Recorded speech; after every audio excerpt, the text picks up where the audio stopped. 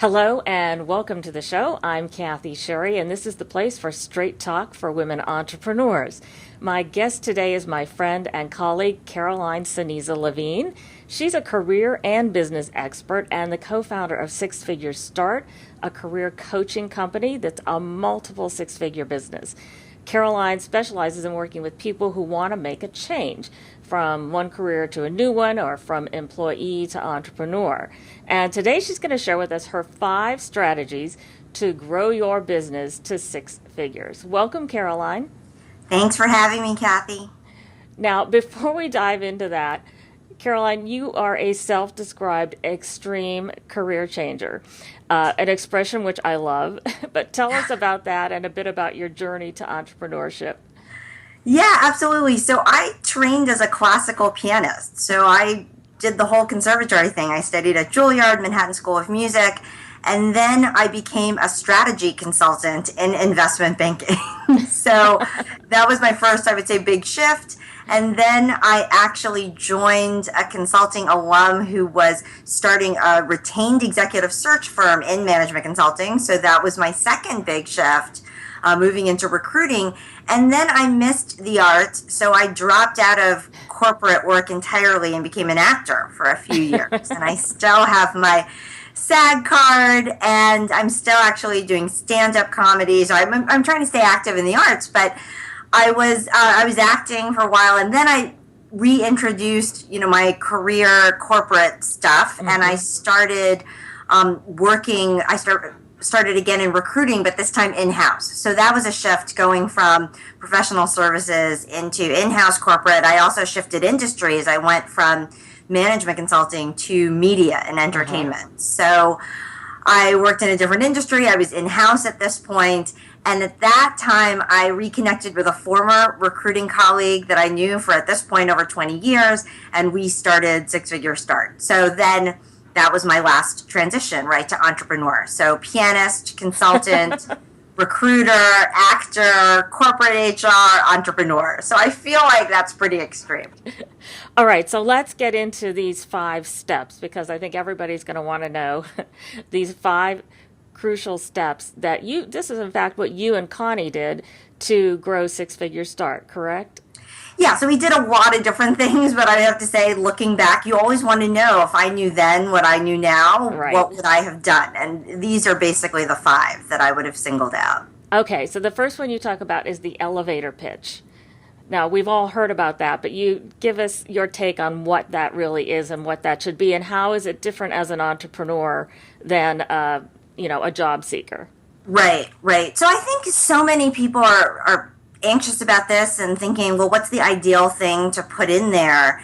Thinking that, I'm going to list things like, well, you have to say X, Y, Z. And really what I say is there are only 2 things that you have to remember about your pitch. It has to be memorable and repeatable. So the memorable part is you want people to be able to say, okay, career coach, who is that? And I want my name to come up as they're thinking about that. Business expert, who is that? I want my name to come up. So you have to say something that is memorable. And obviously you want to talk about what you do, but you have to think beyond that. You have to think about what is that hook. And I found, frankly, that people remembered me because of the extreme career change, because of the comedy. And that's not the only thing that I do, but it's the hook that makes everything else memorable. And the second piece is it has to be repeatable. Right. So it can't be something that is some obscure reference or mnemonic device that only you are going to be able to say, because at the end of the day, the value of your pitch isn't really with that person that you're pitching to. It's going to be to everybody else that they're pitching to. And I think people forget that. And even as a former recruiter who's listened to a number of these pitches from candidates, when I became an entrepreneur, I had to remind myself, I'm not just talking to Kathy at this point. I'm talking to everybody else that she might be talking to. And if my pitch isn't something that she can then say, not word for word, but something that she can explain to other people, then I haven't done my job. Yeah, I think that's a really great point, because it's, we tend to focus on the one person we're talking to and forget about the real value, and it is all the people they're going to talk to about you. So I love that. Now, the second thing of your five is to focus on two critical things at all times. Now, what are those two critical things? Yeah, so it's immediate revenue and then it's long-term revenue. So let's just face it. I mean, cash is king, it's queen, it's It's jack, everything. it's spades in a business. Cash flow, so the immediate money that's coming in, that's the lifeblood of your business. You live to fight another day. And I think I understood that early on in the business because I had been an actor. And the thing about acting is it's really not, you can't realistically expect to land everything you audition for, or even get called in for auditions on a regular basis. And so a big part of the game is staying in the game. And as an entrepreneur, it's going to take time to get known in the market, to figure out who your ideal client is, to get that person interested in you, to know where to find them and how to talk to them. And so if you don't have money coming in, you're just going to hang up shop before you even gain traction. Right. So people really need to think about the money that's coming in. Now, some people are really good at that. They chase after something that's very immediate, and then they forget the second thing, which is long-term revenue. Because many times, especially when you're starting out, what gets you money immediately is a small part of your business, or it might not even be an ideal part of your business. You might be focusing on clients that long term you might want to phase out, but these are just people that you happen to know. And so if you can't keep your eye also on the long term and say, okay, is what I'm doing right now, is that something that I'm going to want to keep and grow and sustain? Or do I need to be perhaps going after, let's say that you know a lot of small businesses, that's who you go after now, but your goal is the Global 500 or the Fortune 500. That selling cycle is long term. You need to be doing that now so that 3 months from now, 6 months from now, 9 months from now, you're not saying, oh, what might have been had I actually done that. It's always going to be 3, 6, or 9 months in the future. So you might as well start now. So is it kind of like for the two elements of revenue and cash flow, you look at 30 days and then sort of long term is like 6 months out? I think it depends on what your cash situation is, right? I mean, some people they come into their business with, let's say, a severance package, right? That floats them for a year. So the idea of immediate revenue, if you don't feel anxious about drawing down some of that cash cushion, then you can focus less on immediate revenue because you basically have 12 months taken care of. Right. Some people don't have that, or they have a very capital-intensive business. I always say, even if you do have savings, you do want to focus on immediate cash in some way because, let's face it, people vote with their dollars. People might say it's a great idea, or I would definitely go for that, but at the end of the day, when they pay for something, that's when you really know. So you don't want to be too theoretical about it and say, hey, I'm going to focus 12 months out because I've taken care of, this month. I mean, the business can be so different 12 months from now. The economy can be very different. Yeah, it's a very dynamic situation when you're an entrepreneur, and for sure. So number 3, and I love this one, is master the ask. Yeah. So you have to learn how to ask for things. And I think this is the biggest challenge. This was the biggest challenge, I would have to say, for me as a traditional employee, because I wasn't in sales. I mean, if you're not in sales in your day-to-day job, becoming an entrepreneur is like a bucket of cold water, falling on you unexpectedly. I mean, everybody is in sales in entrepreneurship because if you're not going to advocate, no one else is going to advocate for your business better than you. And so even if eventually you bring people on who can help you with market research, who can help you with initial calls, who can even, do some selling for you, initially you absolutely have to do that for yourself. And so you have to be comfortable with saying, will you buy this, or will you hire me for this project? And you do have to make an ask because, like I said before, people vote with their wallets. They might say that it's a good idea, and you can't walk away and think, okay, great, so now I have a viable business. I mean, if people haven't bought anything, you don't know for sure it's a viable business. So you have to get comfortable not just asking for people's opinion, but asking people essentially to put their money where their mouth is. Yeah, and one of the things I've heard you talk about is turning personal relationships into professional possibilities, and how a lot of us miss that. Talk to me about that. Yeah. So initially, when you're starting a business, I mean, think about it. You don't have a track record as an entrepreneur. And I would argue even the first several years, especially if you're coming at it as, say, a second act and you have 20 years in professional, corporate life, and now you're coming into being an entrepreneur. People are going to think of you as, in my case, the recruiter HR person and not the career and business, entrepreneur. So, you have to, so the people who are around you are going to be, your personal network, your former colleagues, your friends.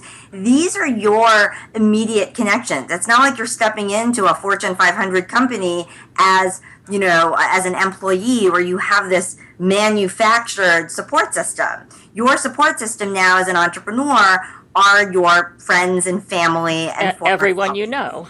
Yeah, and these are the people who already know, like, and trust you. That's a good thing. So you don't have to explain who you are and promise them that you'll have integrity. They already know that. But at the same time, if you're not tapping into them, it's going to be a really slow road for you, because then you're going to be starting with strangers. So you have to get comfortable really turning your personal network into, your professional leads. Mm-hmm. And I think that is pretty foreign and a little touchy for some people to do that. Well, I think people think maybe it's a bait and switch. I know you from someplace, and now I'm going to be talking business. Right. And I'm not suggesting that every contact should be about business. And you're not going to go to someone's wedding and be like, but let me tell you about what I'm doing now. So it has to be appropriate. But at the same time, I mean, think about when one of your friends has approached you to ask for something. Again, I mean, for most people, they're happy to help. Mm-hmm. And so I think, I don't know why, when the tables are turned, I think people are just embarrassed or anxious about it. So start with something small. Don't ask for a client reference. Ask for information, or just ask to practice your pitch, or just, ask for something where there isn't going to be money, leaving the table yet. And it's just going to be about getting them to know you on the professional side. Yeah, that's great. Great advice there, because it's almost like a training process. You're transitioning the friend into thinking of you as a possible professional relationship. Right. Okay, number 4 is media, and I just want to point out, because I think you have done a remarkable job with this. Everybody should know that Caroline writes for Forbes.com. She has contributed to several books. Your career advice is extensively quoted. You're a guest speaker, or have made guest appearances on CBS, CNN, and Fox Business. You have mentions in Business Insider, Business Week, Money, Newsweek, NPR, Real Simple, and Success Magazine, to name a few. So you figured this out. Yeah, so this actually was something that I included in my top 5, and it wasn't something we initially went for as big as we are now. And so this was something that I learned along the way. But as I was going out and talking to people and talking to prospective clients, and that included friends and family and people who knew me from my other life, it became really clear that because I was known for something else, that it was going to be hard for people to accept that all of a sudden I had credibility in this completely different area. Right. And so, we had been pursuing media and PR, doing things like helpareporter.com, so those Harrow lists, which are free, and really just responding to things. And that was twofold. Part of it was I wanted to get used to responding to things, to talking in sound bites, to introducing myself, to see, what would work, what would engage, the media, essentially. But then also because I felt like it would be a long time before my business, Six Figure Start, would have a name. But it's instantaneous when I say Forbes or CNN. Right. So I felt like, I can't, manufacture the credibility myself. So I am going to rely on other people's credibility. And I found that, especially with the organizations and the corporate clients that we work with, that media was a very effective marketing tool. And so it encouraged us to do more. So I think initially it was just dipping our toe in it. And then when we saw how effective it was, we really ramped up the time that we spend doing that. And it wasn't an expense for us. I mean, it was the time, obviously, but we didn't hire publicists. We did it ourselves. And so you can definitely, as a small business, compete and get attention by doing it yourself. That's great. That's good to know, too, because I think most of us think we have to hire somebody to figure that out for us. Yeah. And so, excellent. Okay, number 5 in your 5 steps to 6 figures is diversifying your revenue streams. Yeah, so I think people think that they have to wait until they perhaps get to a certain size or they're a certain maturity in their business. And while I'm not suggesting that you just keep starting new things, because that's another problem that entrepreneurs have, they don't wait till something. I think of it as spinning plates. You get one plate to spin, and then you start another one, and then you maintain both of them, and then you start another one. And eventually you have multiple things going. But you don't have to wait until you figured it all out for one thing. You can still, as long as it's up and running, I do suggest that people think about, so in my case, I'm a services business. Is there a product that I can introduce? So audios of my work, videos of my work, getting into books, getting into perhaps writing and getting paid to write. So these were some of the things that we thought of, both from a just revenue diversification perspective, but also because, again, market conditions change. You're not entirely sure what people are going to be interested in. So you might tap into something. In our case, the audios became a really good stream for us. You might tap into something that you wouldn't have thought of had you not pushed yourself to say, okay, what can I do otherwise? And then the other thing, at least being a services business, is there's a limit to how much I can sell my time for. And there's a limit, obviously, to my time. But if I can introduce other things that can go passively, essentially, without me having to do that, then I can do that. The other thing is I can give some of these things away. These can be marketing tools as well. So I can decide to sell the broader audios, but I can give away one at a time. And I've done that when I've done, say, an event, or I'm doing a partnership with someone and I can give away an audio to their list. And it's very, very helpful to have different things, because you don't know, again, for people that you're pitching to, or even partnerships or alliances that you have, these could be useful. So I want to ask you one last question, Caroline. And in your current business, 6-figure start, is there one decision that you made that you feel like has had the greatest impact, positive impact on your business? What I tell people, I talk a lot about people vote with their money as opposed to their opinion. That was a big deal for me to really 100% accept. Because a lot of times, you come into entrepreneurship because you do have confidence and because you do have an idea about what you want to do. Otherwise, you would just not ever get started.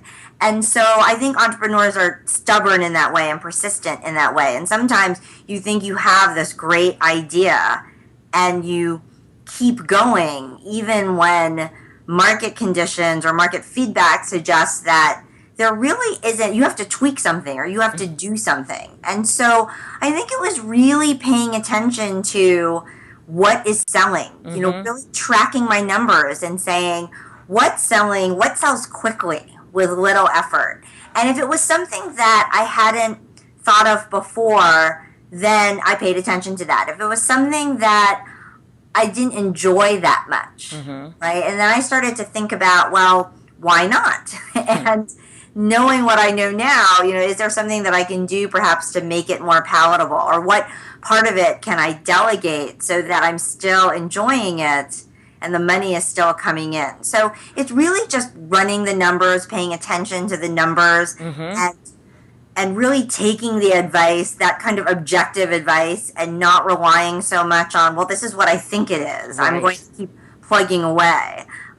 There's a place for that. I always say you can do both. And sometimes when I really, really want something to work, I'll give it more runway. I'll keep doing it for a longer period of time. But I make sure that I have other things that are going on so that I'm not just stubbornly holding on to one thing. I think that's really key. I've personally experienced that, and I've seen so many other people do it. Caroline, you are always full of great advice and wisdom, and I am so pleased that you joined me here today. And I want to tell everybody, let's see, they can find you most easily at sixfiguresstart.com, right? Yes, and that's SIX, not the number. And then we're also on Twitter, on Facebook, on LinkedIn. All of our handles, pages, names are Six Figure Start. We have a YouTube channel, some video tips. So yeah, whatever someone's medium is, they can find us in that way. That's awesome. So thank you so much for being here today, and take care, and maybe we'll talk again sometime. Great. Thanks for inviting me. Thank you, Caroline. So I hope you enjoyed our conversation and picked up some good insights and advice. And if you liked this interview, please share it with your friends and visit my website. Here's the easy address, thecathyshow.com. And leave me some comments and subscribe to my email list so you can get my next episode delivered straight to your inbox. Till next time, wishing you brilliant health and downright ridiculous wealth.